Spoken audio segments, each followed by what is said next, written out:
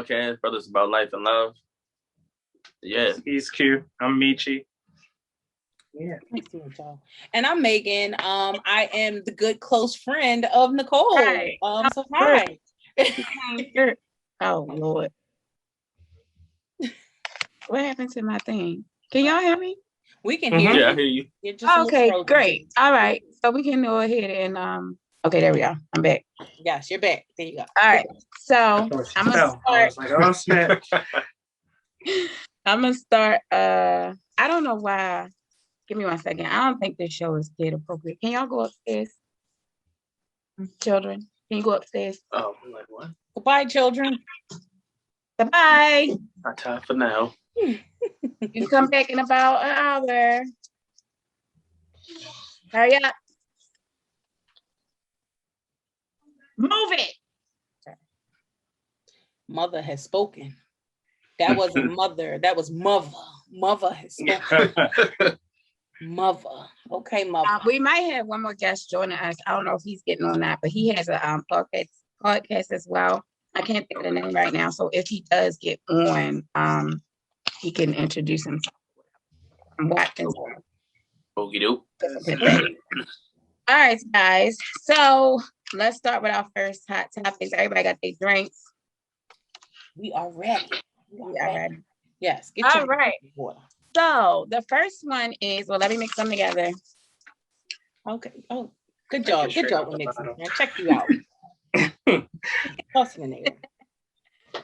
All right. The first one is, I think it's going to say, why are men afraid to say, I need you? Oh, I need to hear this. Me too. That's a good question. That's a good one. So we're speaking in terms of a significant other. Or just in general. Or just in general. Other. You said what? Let's say a significant other. Okay. I can only speak for myself in that regard.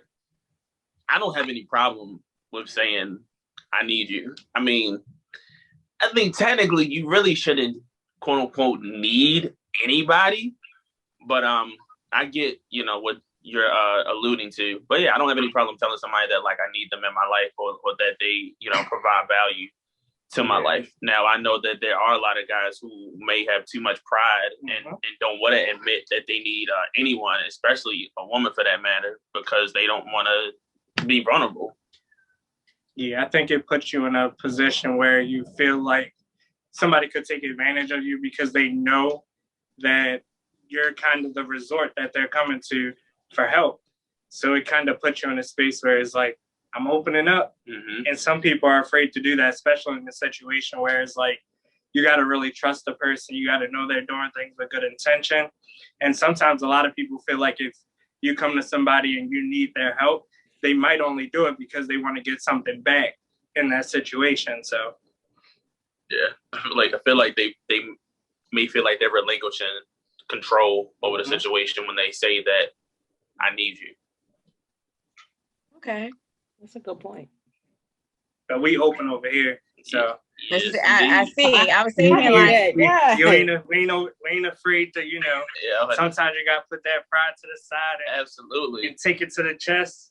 It is what it is. It's just unfortunate that all men don't think with that mindset. So that's a blessing. It takes a lot to get there, though. There's a lot of growing, go through a lot. And pride is a hell of a thing, Oh, yeah. Right. It holds you back from a lot of different opportunities. Like my man. A lot of help. J. Cole said the pride is the devil. Yes. Yes. Yes. I don't understand that about men, though. What is up with the pride thing? I don't get it. It's like we just like our episode the week before last about toxic masculinity. We just touched on these topics about pride and men as a whole just not wanting to feel vulnerable. And because of what we've been shown for years and years and years, like the idea of a man and that he's supposed to be strong and not show like any signs of weakness, and telling someone I need you, and you're making yourself vulnerable and appearing as though you don't have it all together. Which no one wants to feel that way. True. Very true. Yeah, that's a lot. That's not how we look at it, right, Megan? Like, me and Megan have similar personalities, so we look at it like just be vulnerable. Like we in this together.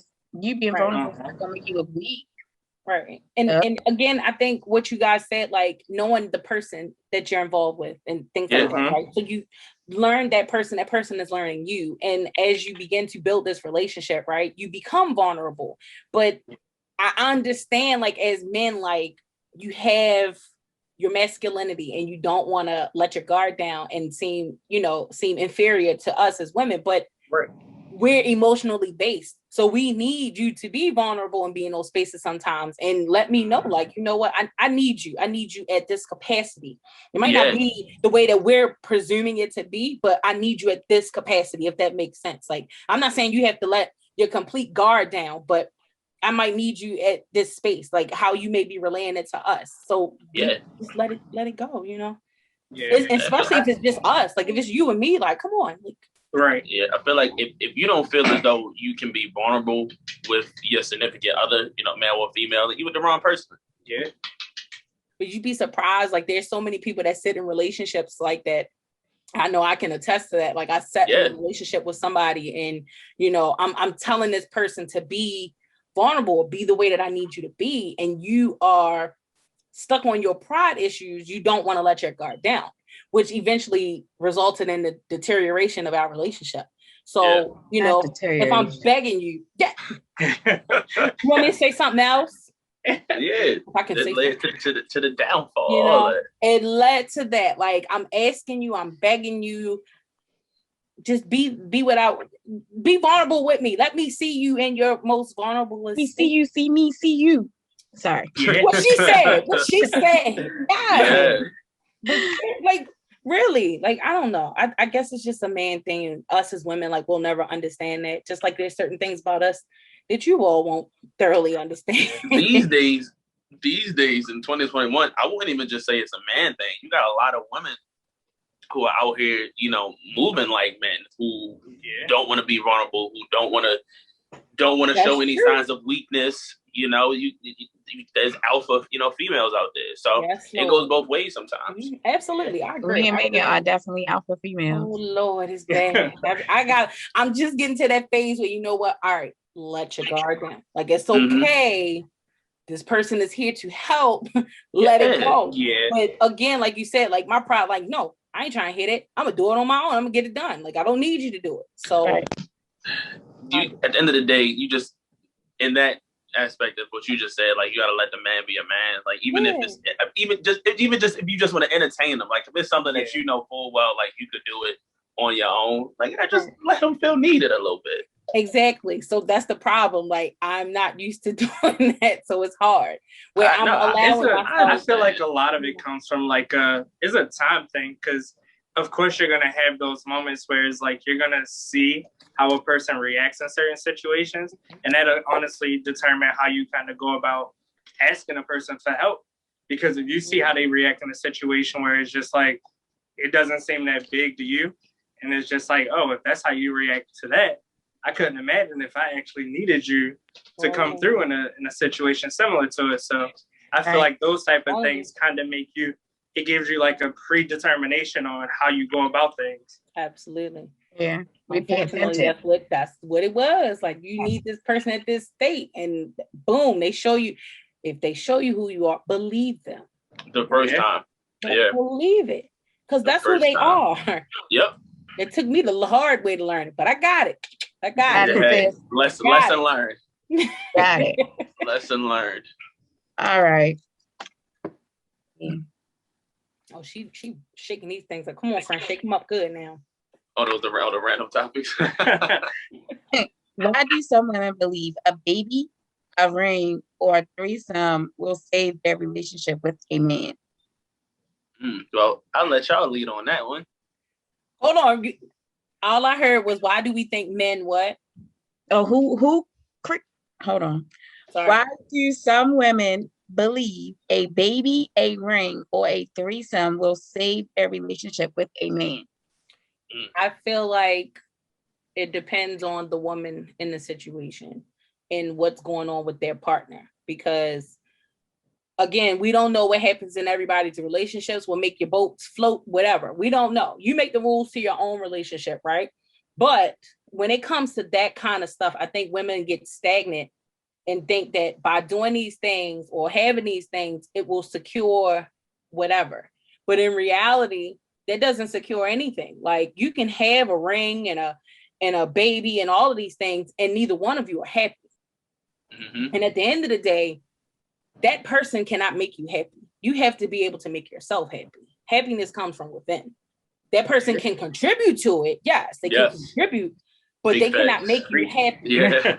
So I say that to say, you can have these babies and have them in this household and everything is good and ganned and everything look good, but you two are miserable with each other. That does not mean that this relationship is going to go afloat. Children soak up everything that we do as adults.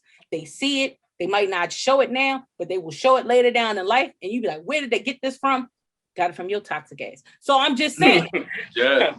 Like, I'm just like, that does not mean anything. You can have all these titles and wonderful things in the world, but this person is not happy with you, and they're going to do what they want until they seek that happiness that you are not providing. So that doesn't mean a damn thing. If you're not happy, create your own happiness, whatever that may look like for you.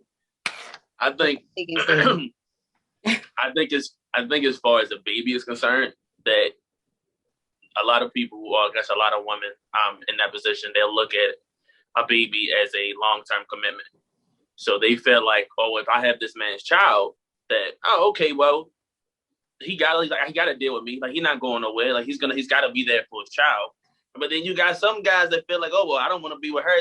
There's some, obviously, I'm not supporting that at all, but there's some guys just like, oh, like, I don't want to fool with her, and then won't fool with her or the kid. And then you went and you had a baby with this guy thinking that that was going to make him stay. And now he's not there for neither one of y'all. Then you're looking crazy in both situations, right? I think that's an insecurity thing. Mm-hmm. I don't really know. No, I can't even get the thought to understand why. So I think it's insecurity.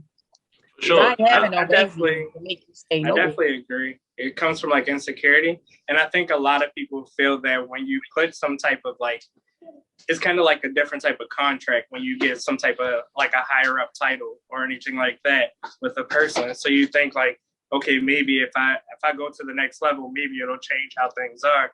When really, if you already are miserable in a relationship, if you add a ring to it, it's not going to change the fact that y'all miserable. It's just gonna make things echo itself even more, because now you're in a different level of a commitment, and you still got these same underlying demons that's going to keep coming up until it's addressed. And if y'all keep building on a toxic situation, eventually it's going to boil over, and somebody's going to say something. I was gonna say that, Mitch. That's so toxic. Like, toxic. And then even down to a life, like, okay, threesomes and a ring is that's just too much. But now, like you said, like you're adding more elements. You're adding more elements to an already toxic situation. Like, it's toxic already, and now you're adding extra elements where it was already toxic. So here we are, like, making it 10 times worse. So for any woman thinking that a threesome is going to save her, I guess, quote unquote, her relationship or her marriage or whatever it is, obviously it's not. I think the women that are in that position, they probably feel like, oh, either the man has like already cheated, or they see that like, oh, maybe like, you know, the spices died down, or, you know, we lost our spark or whatever, and they feel like, oh, that's what's going to keep him around. Like, oh, the fact that, well, he don't got to step out and get with another woman. Like, we could just not bring another woman to the bedroom. Absolutely. Now, for some people, it works. That works, right? It works. It works. You know, to each his own. Yeah. But I definitely wouldn't say that that's the end all, be all solution. Save nothing. Yeah. All you're doing is once you do that too, like whether it happens now, whether it happens later, that's something that's going to be brought up when you get mad at each other. Well, you did this, or you brought. It's adding more toxicity to everything else that was already toxic. So. Right. Yeah. It's like building a house on a fire. It just doesn't make sense. That's right. Because the fire is still going to be there. Yep. Absolutely. Yeah. But unfortunate to us, since we're so emotional, that's how we think with our emotions. Oh, if I have this baby, he's gonna love me more. Or if I give him this threesome or whatever, he's going to stay longer. But then that starts, he's going to want threesomes all the time. That's right. Exactly. You can open this door. It's guys. It's some guys that date the same way. Or if I get her pregnant, she's not going nowhere. Exactly. That's true. You know what I'm saying? If I put a ring on her finger, okay, I'm locking that down. Yeah, like she's not going nowhere. Like no, like if y'all in an unhealthy relationship, a ring is not gonna fix that. Right. Nothing is gonna fix that besides you guys actually working on your relationship. Right. I feel like the threesome conversation is always toxic though. Because like a lot of guys have the conversation and instantly in their mind, if like if you're in a relationship with a girl, you instantly think it's gonna be another girl. Like, of course. But if she pitched the idea of another guy, you're gonna be like, no, like, hell no, never. That's like dead. That's completely. So I feel as though I would never bring up the conversation because I know how Beyonce is. So it's like I'm not gonna bring it up because I don't want that smoke. I'm sitting over here laughing because the alpha female in me is like, but you want to break that. What about this? It's gonna be done my way. Like, exactly. See, that's so not. No. So that's why that conversation. You're not gonna like it. You're not gonna like it at all. I'm good. Exactly. I'm okay without the threesome. I'm good on that. Because it always happens. Like a guy be like, yeah, maybe if we had a threesome, and then it'll be like, so how would you feel if she pitched the idea, but it was with another guy? It's like, oh, no, I'm good. So she could feel the same way. Exactly. No, that's why I'd be like, no, I'm good. Look, if he say, oh, I'm cool with it, that's it. Then you exactly. You know what? You're not even just going downtown. Having a threesome with another guy, like what? I mean, unless you already know that your guy, you know, is bisexual and you okay with that. That's another thing. You got a whole different problem on your hands. Mm-hmm. Yeah. And that's why that conversation always introduced that to that man. And he says, that is rich right there, boy. That's a rich one. That's rich. Do it. I'm with it, babe. Like, whoa. Wait a minute. Wait a minute. Divorce. We ain't even talking. Divorce. Oh, man. There he is. Antoine. Let me tell y'all something. Just say yes, you agree. All right. This whole funny acting, invite me late, don't want to send me the link. Don't come on here starting with me, sir. He came for the jugular. Then he come in. He want all the smoke. That's how we be all the time, but I love him because he always come through. Love you too, sis. What's going on, y'all? How's everybody doing? Hello. What's going on, brother? I'm scared to ask what y'all talking about, man. So I'm gonna just fade to the back. That's why I said just say that you agree. We talk about I'm not agreeing with you. Do not agree. Do not agree. I was born at night, not last night. I know that. Well, wait, Antoine, real quick, introduce yourself and your podcast as well. Or is that what you calling it? A podcast? Yeah, it's kind of like a podcast. I call it a pod stream because people keep saying it's either a podcast or a live stream. So I said, forget it. I name it both. But my name is Antoine Grant, host of a pod stream called Access Granted. You can follow me on Facebook at Access Granted the pod stream. Check out the YouTube channel, Access Granted the pod stream. We're not on any particular day and night. I just go on when I got a guest and when I feel like getting on. Have a lot of fun. Been doing radio did radio for about, about 6 years? Yeah, from 2014 to 2020. And then the pandemic struck and, shut the world down.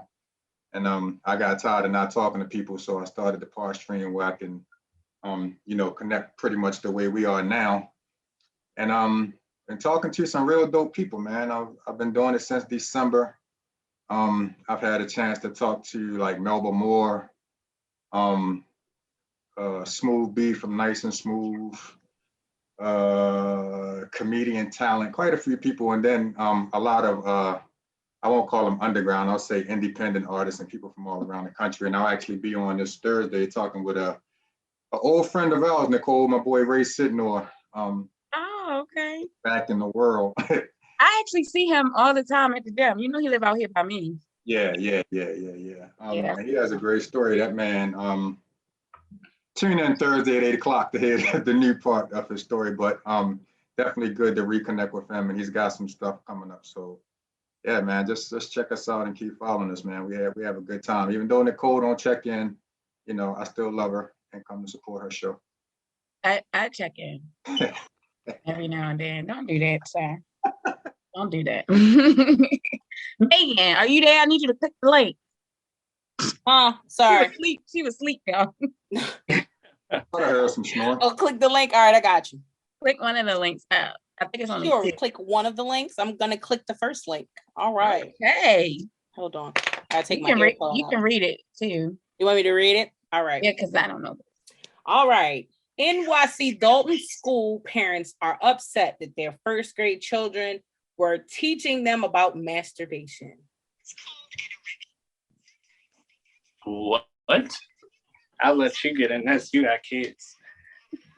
How would you feel in that situation? What? Okay, wait a minute. Did you say first grade? First grade. Okay. First grade. So we talking like age 6, 7? 5, 6, Yeah, or 7. That's around first grade. Yeah. I don't think I was no. Let's say some dumbass first graders and they like 10 or 12. Yeah. You know. No. Oh. No, that's not acceptable. No for me. No, I don't whatsoever. I wonder how that worked. Like, did they just do it? Because don't you need permission to Well, because like, I know, like, I think in the 5th grade when they played us the like the sex education video that like explained like the male and female body parts and whatnot, like we had to have a permission slip sign. Like you take this paper home and say like that your parent is okay with you watching this video. right. Now You even saying like 5th grade. I didn't learn about that stuff till 8th grade. Oh, it was just a video. That was one video that we saw. Right. It was very still, like all of that stuff, like sex education, all of that was like discussed in middle school.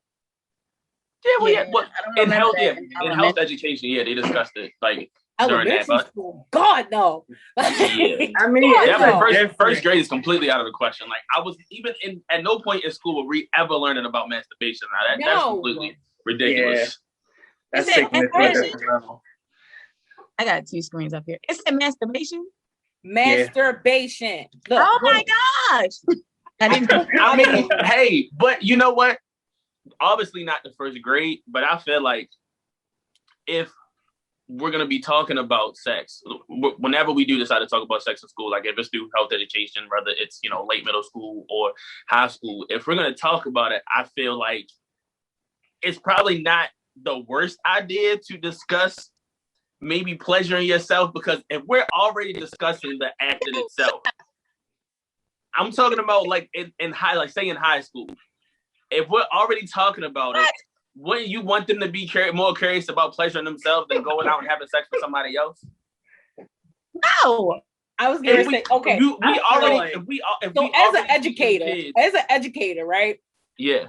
I would see that being taught between middle school to high school. Like, yeah, exactly. I know. That's why I said first grade, the elementary school like them baby. No. But if you're going to have that kind of conversation with children, you as a parent need to be doing that, because they may be, you know, of course they're exploring their bodies. They're growing into their bodies. You as a parent should be explaining different things. And if they're doing something, like it should come from you first. Yes, absolutely. I think one thing we got to consider though is these kids are being they already experiencing this stuff early. Or than most people did back in the day. That was my point. That's one thing we got to kind of think about is like most of these kids have, I know like my niece has a TikTok and she's like 4 and she be on TikTok all the time. And I'm just like, what? Why? I don't know, but this is just what the it non-parent is. Over here. The non-parent is like, what? They ain't getting the phone till they 16, 17 when they get a job. You ain't getting no phone. Finding ways to still be on this stuff though, even if you do monitor it. But it's just like they still experience stuff that you wouldn't think at a much younger age. I'm going to get they got too much access. Mm-hmm. Too much access to stuff that they don't need to be learning anything about at that age. Yeah, that's a no for me. But what age would be appropriate to learn that type of stuff? Like middle school? Middle school, I think. Middle school, yeah. I mean, I'd say around 13. What age did you have that conversation with your kids, Antoine? They older now. Man, my son, we had to talk. We had to talk probably going into middle school, around the time that I started noticing that he was, you know, doing a little cat and mouse stuff with girls, and you know that it's love taps, and he don't realize that it's love taps, but you know he like her. But it's like, no, daddy ill, I still don't like her, but yeah, but you always on her. So we kind of talked, kind of initially back then. And then he actually told somebody else when he started having sex, because for some reason he was Sorry, y'all. going to tell me because he thought that I was going to be disappointed. And he was 15 years old, and I'm like, bro, there's no way I can be disappointed at you for doing it at 15 when I started doing it around 12, 13. You know what I'm saying? I just, yeah. But my thing was, I just wish that he had came and been a little bit more straight up with me, just to kind of be more educated and understand, a little bit more. Instead of going by stuff that your homeboys are telling you, because first of all, half your homeboys lying because they ain't even smelled it yet. You know what I'm saying? And if they have, then they probably didn't know what they was doing. So I just wish he would have came to me. My daughter, I don't know when her mom might have had the conversation with her. I didn't have a real conversation about it with her until probably well into high school, when I knew that she was dating a guy. And it was a combination of, these are the things that you need to watch out for, be careful, always protect yourself. And then that balance of, and if this nigga acts stupid, just let me know and we're gonna have a talk. Man, Yeah. So I was waiting to hear that part. I was waiting. Of course. Yeah, that topic is always always interesting. It was weird. It was weird to have that conversation with my daughter. Of course. Ed?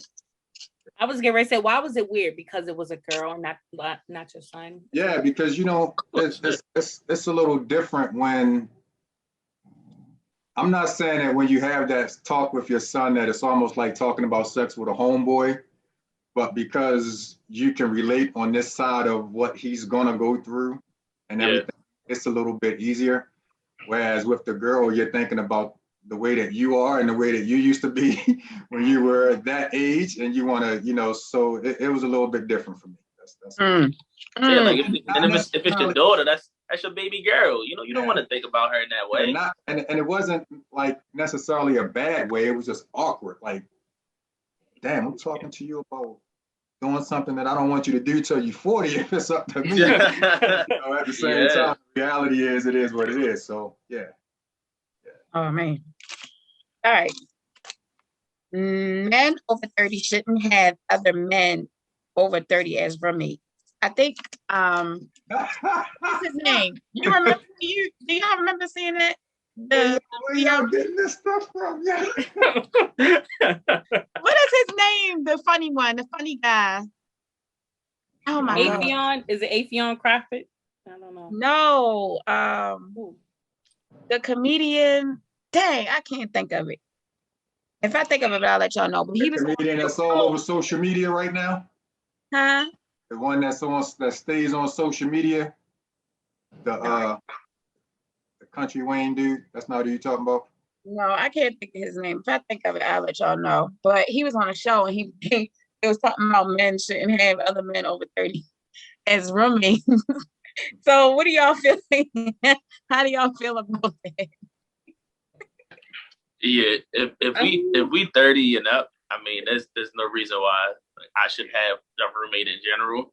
Yeah. Now I get it if like one of your homies kind of fall on hard times and they kind of just need a place to kick it for a little bit until they get themselves together.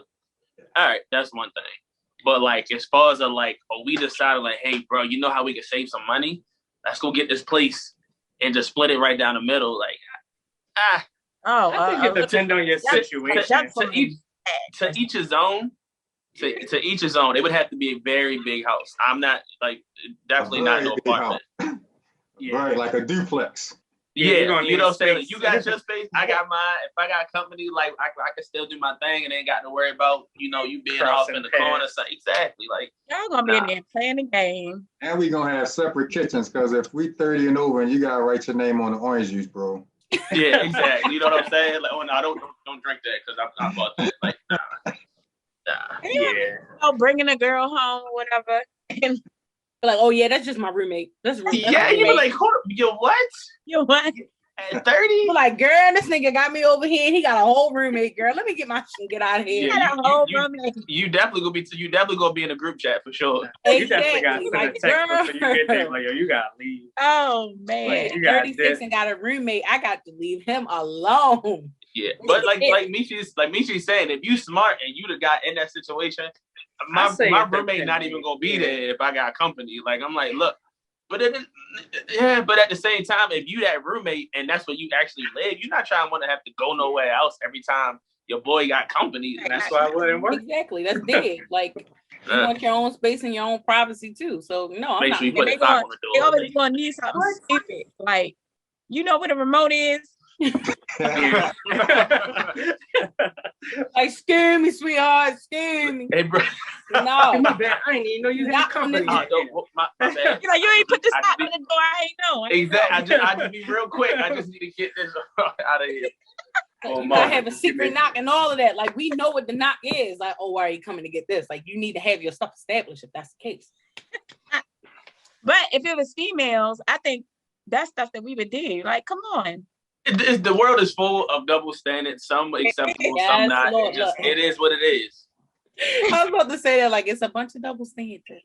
Yeah, it is what it is. I mean, but that's the certain double standards that I'm completely okay with. Like, and it is what it is. Right. All right. If we not married, why would I give our child your last name? Oh, well. Speaking as someone who look at Megan. We gonna get into it. Speaking the child gonna get the last name before me. What you say? Me, dog. The child gonna get the last name before me. Okay, look at here. Well, I have 2 kids, and neither of them have my last name. They don't. Wow. They know. Neither of them have my last name. I've felt quite some way about it for a while now, especially my firstborn, my son, because I want him to carry on, the name. Yeah, obviously, like. Johnson is a very common name, but no, like not the Johnson from my family. I need him to carry that on. Like if I don't have any more kids, specifically like any more boys, like then that can't happen. So that's why I was very bothered by it. And I feel as though, obviously for anyone who's not taking care of their business and raising their child and there for them like they should be, I definitely don't believe that they deserve the father's last name. But at the same time, it's like there's really no way of you knowing if he's gonna be there until after the child's already born. So I don't know. It's all situational. I think in my case, there's no reason why like both my kids shouldn't have got my last name. But I also know that my kid's mom was in a very emotional state. She was very bitter. We'll say bitter.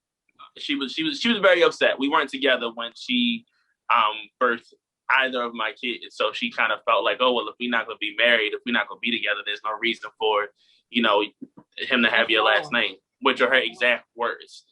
Oh, wow. And I felt otherwise. Now, I, to this day, at the very least, feel as though it could have at least got hyphenated. I felt like, at least, I feel like if we're being fair, okay, cool, right down the middle, they have both our last names. Yeah. Wow. That's crazy. Yeah, I don't think there are some women out here they just I don't think that way. When I had little Terrence, I let him have his last name.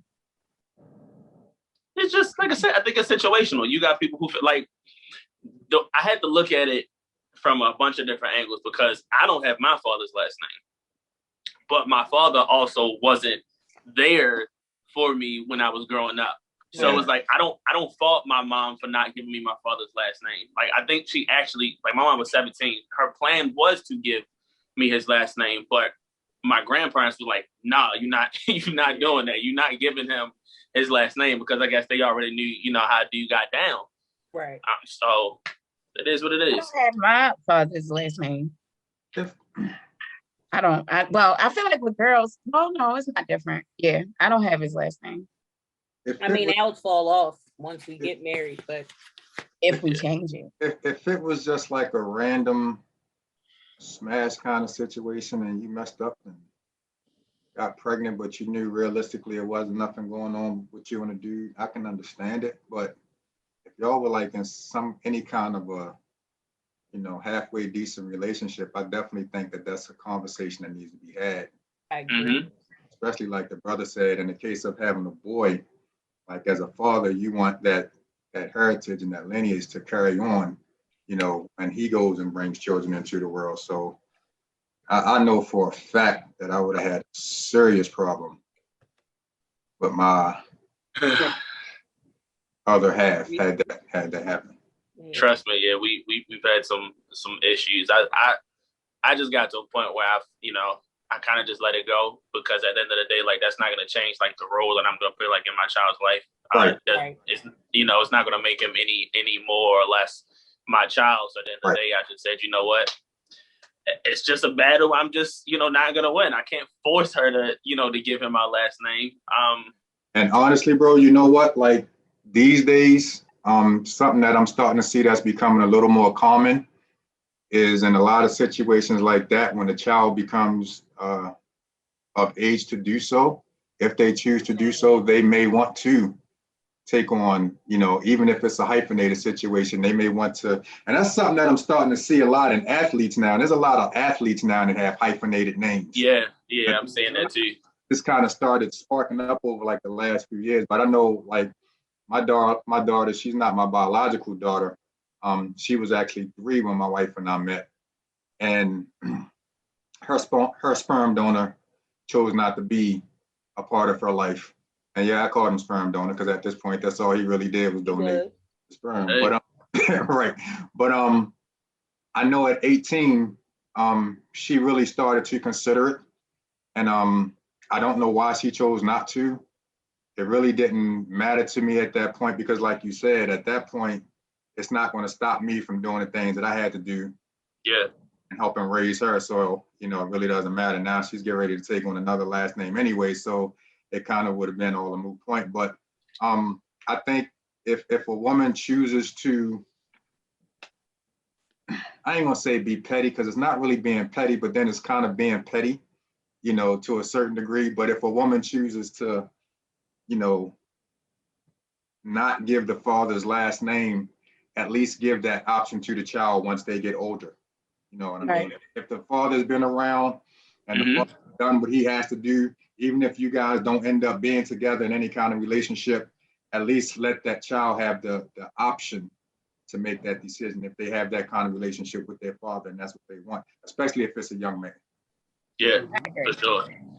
I agree. Megan, can you do the other link for me, please? Sure can. Doll. Yeah.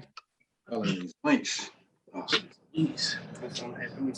I'm on here complaining. I ain't complaining. Oh Lord, I'm gonna go off with this one. Lord have mercy. No. No, friend, no. I am so grateful and blessed to be living in the same timeline as Simone Biles. Hold on. Okay, so you sent me a link, but this one. Okay, you want me to do the link because before that it was another question. I would just click the link. Simone Biles. You know what that's about? This one, Simone Biles dials up the difficulty because I can. That New York Times piece. You can't hear it. You gotta start it over. Hold on. Sorry. It's the nails. Judging by this paragraph from the New York Times piece, Simone is basically being penalized for being too good. For landing that Yurchenko vault, she's being penalized quite literally. Yet another example of a goalpost being moved to accommodate a white mediocrity. We've seen this done with Serena Williams, Caster Semenya, Surya Bonali. Remember when we told Michael Phelps and Tom Brady to stop being good? It's only in the face of Black excellence, female Black excellence, that the goalposts keep getting moved. This is white fragility at work. It's misogyny, it's racism, misogynoir. The whole point of winning gold medals at the Olympics is because you're better than everybody else. But not if you're a Black woman, apparently. Wow. I Okay, didn't so know that. what happened? Okay, so basically it's saying that Simone Biles has been penalized because she's too good. So they've I guess made one of the things that she went through or whatever, made it a lot harder for her to basically execute and do it. So I didn't even know that happened. So that's interesting. Yeah, I But not actually read up on surprising. it. Yeah. I read up a little bit on it. So pretty much another thing that they did was it was new moves that she was introducing to gymnastics that typically no one else has been able to do. So since they felt as though it put her in an unfair advantage, they made the moves that she was doing pretty much illegal to the sport. So it didn't allow her to kind of like if you introduce something new to it, people be like, oh, that's nice. Then people try to obtain it.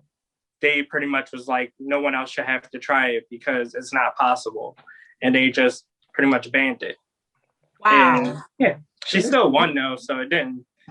But it's just like holding her back in a sense.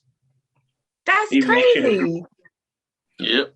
You know, we're in 2021. Nothing at this point pretty much surprises me when they begin to do things like this. It's unfortunate. Like I don't like to say that, but nothing really surprises me at this point anymore.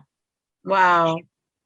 Like it's unfortunate, and I'm glad that she still won. It's just crazy. Like these are the things, you know, that happen all the time that, you know, we But like hear the lady about. said, the point of the Olympics is to prove you To better than be everybody best. else. Like- So they said, oh no, take that out, let people practice and get better than you, and then come back. Is that? I always felt like the Olympics had a lot of like underlining racism in it. Like they have specific categories that they know a person of color is going to win, and they expect that to happen. But when a person of color goes into one of those categories of like, that's typically for like a white person wins usually, like when it comes to like ice skating or hockey or something, like anything outside of the norm of like running or jumping, stuff that's like a physical attribute that Black people have a more advantage at. I feel like that's when they start to try to find different rules to implement in order to try to equal the playing field, just because they don't want those other categories to get taken over because of just bias, honestly. And it happens a lot in the Olympics, honestly. That's crazy. I mean, it's things that, you know, we hear about, but we don't hear about. Like, you know, these things probably have been going on for years and years. It's just we don't, you know, hear about it. I didn't even know anything about that. That's why I was like, wow. Yeah, me either. Unfortunate. It's crazy. Yeah. Can you imagine how she felt? She just went out there and kicked their ass a little bit more. So just went out and smashed me. And we've taken over all of the other sports anyway, so why not gymnastics? Exactly. Right. Yeah. We good. All right. Ladies proposing to men. So this was a video as well. Oh boy. The girl like took him out like by the water and everything, and she proposed. And the ladies online had a fit. Like, no, this ain't right. She need to get a ring, take the ring back, blah, blah, blah, blah. My personal opinion is I don't care. If I'm gonna try it, then I'll just do it and just see what happens. Now I feel like the man might be like, oh, hold on, get up. I got it. I feel like that probably what would happen, but I don't really care. If you feel like that's what you want to do, then do it. Like, I mean, I'm not gonna sit here and say that like, oh, no woman should ever, you know, because like you said, if that's something she feel like she want to do with her man, then to each his own. But personally, I'm not letting my woman propose to me. I'm not. Stop it. If I even how do you stop it? If I even get the inkling that that's what she has planned and that's what's going on, no, it's not going down like that. Like, let me ask you, and it's not even a pride thing or a man thing or nothing. Just I'm a hopeless romantic. So if this is somebody who I see marriage in the future with to begin with, these are things that I already have planned out exactly how I want to propose to her, the things that I want to say to her, the whole setup and how I want everything to go down. So you're not about to take that away from me And no, like, no, I got this. That's not, no. Like, that's not literally, he took my thought process. So I'm just going to say what he said. Because that's it. Men know, whether you see a potential future with this woman. I may talk about it like, we should get married. I'm going to talk about it. But I damn sure ain't getting down on my knee and be like, baby, what if he don't? What it did. No. He might not. No. You get down there on your knee, and then he's like, hold on. I'm not. That makes it even worse. Right. Can you imagine that? Like, baby, you be on your knee, but not like this. Get out. Oh my God. I'm just saying.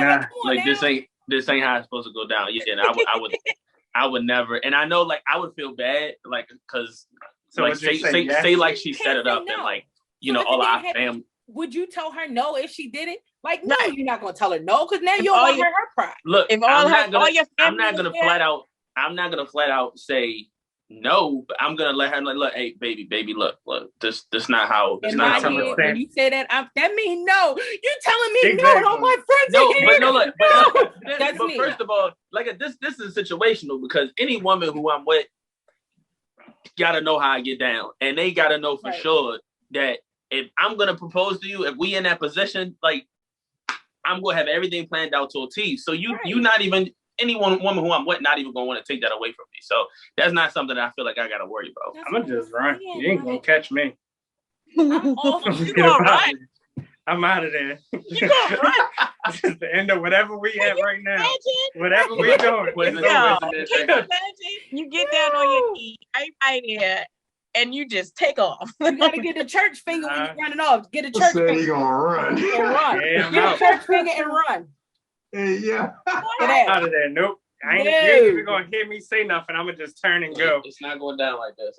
They ain't gonna know what happened. They gonna think something going on. I'm just gone. No, I feel like, men know, like, they know whether they see that and they plan things out in their head. Like, I'm not doing it. Yeah, it's not for you. It's not. She might be ready. So hold up, Megs, because you're insisting that you're not doing it, but I mean, I'm talking about it, but I ain't getting down on my knees. Suppose he's not moving fast enough for you. Will you marry me? Suppose he's not moving fast enough for you, Meg. Right. I say that because of my previous relationship. Like, I was with somebody for 6 years, and this man never brought up the subject about marriage, and I'm like,